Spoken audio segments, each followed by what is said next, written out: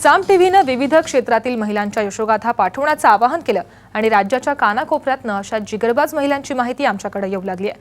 अशाच एक प्रकाश ज्योती आहेत पुण्यातील जिजाबाई मोडक। शिक्षण जेमतेम 5वी, पण आज त्या लाखोंच्या उद्योगाच्या मालकीण आहेत। गरिबीतनं वर येऊन स्वकर्तृत्वावर त्यांनी यशाचा जो टप्पा गाठलाय तो निश्चितच इतरांसाठी आदर्शवत असाच आहे।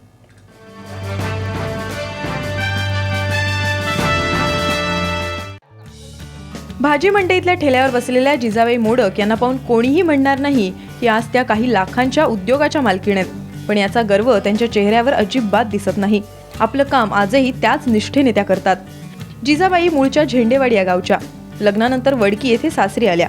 सासरची गरिबी लक्षात घेत त्यांनी भाज्या आणि फळं विकण्याचा व्यवसाय सुरू केला, पण त्यातही अनेक अडचणी आल्या।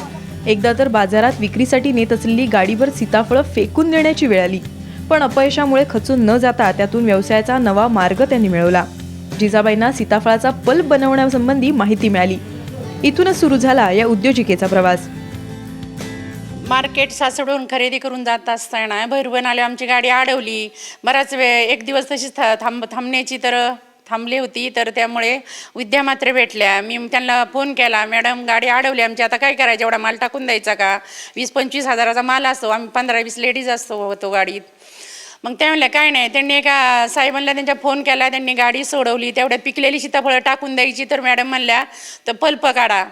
पल्प काढला तर आपण एवढा पल्प निघतोय, मग आपण काढाय काय हरकत आहे दुसऱ्याला देण्यापेक्षा। मग तिथून सुरुवात केली। त्यानंतर भीमतडी जत्रेत आम्ही स्टॉल लावला।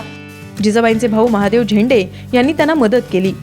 पण मी प्रशिक्षण घेतल्यानंतर बहिणीला पण सांगितलं की अशा पद्धतीने असं स्वच्छता खूप ठेवावी लागते। मालाची टेक्निकल म्हणजे क्वालिटी चांगली पाहिजे।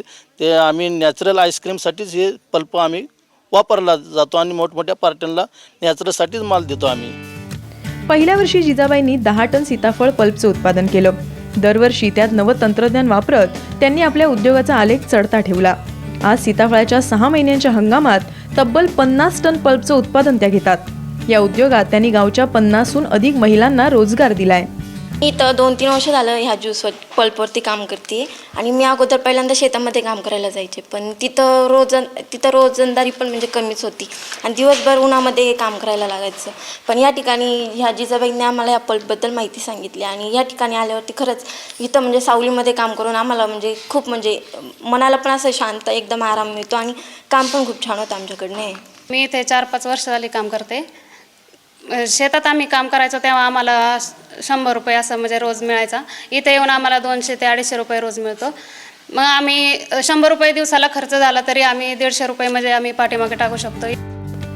जिजाबाईंचा पल्प उत्पादन व्यवसाय हा काही लाखात खेळत असला तरी त्यांनी ज्या उद्योगापासून या भरारीला सुरुवात केली तो भाजी विकायचा व्यवसाय आजही त्या इमाने इतबारी करतात। कारण का तर सुरुवातच मूळ पाया माझा त्याच्यावर झालेला आहे, ते मी विसरू शकत नाही ना। पहिल्या गोष्टी की जर पहिल्या गोष्टी विसरल्या तर मग मोर काहीच नाही ना, त्याची गती होऊ शकत नाही कमीपणा वाटत। आता काय पोट भरायची विद्या आहे आपली, यातूनच सुरुवात झालेली। पहिली लाज वाटली असती तर मग मी या दिवस का बघितलेच नसते ना। मूळ पाया तर हा आहे माझा। पैसा कमवण्यासाठी कोणतीही डिग्री, नावापुढे मोठी पदं अथवा कोणाचा वरदहस्त यातल्या कशाचीही गरज नसते। गरज असते ती फक्त हिम्मत, अपार कष्ट करायची तयारी आणि सचोटीची। आपल्या खडतर आयुष्याचं नंदनवन करणाऱ्या जिजाबाई मोडक यांनी हीच बाब सिद्ध करून दाखवली आहे। कॅमेरामन किरण काजळेसह नम्रता वागळे, साम टीव्ही, पुणे।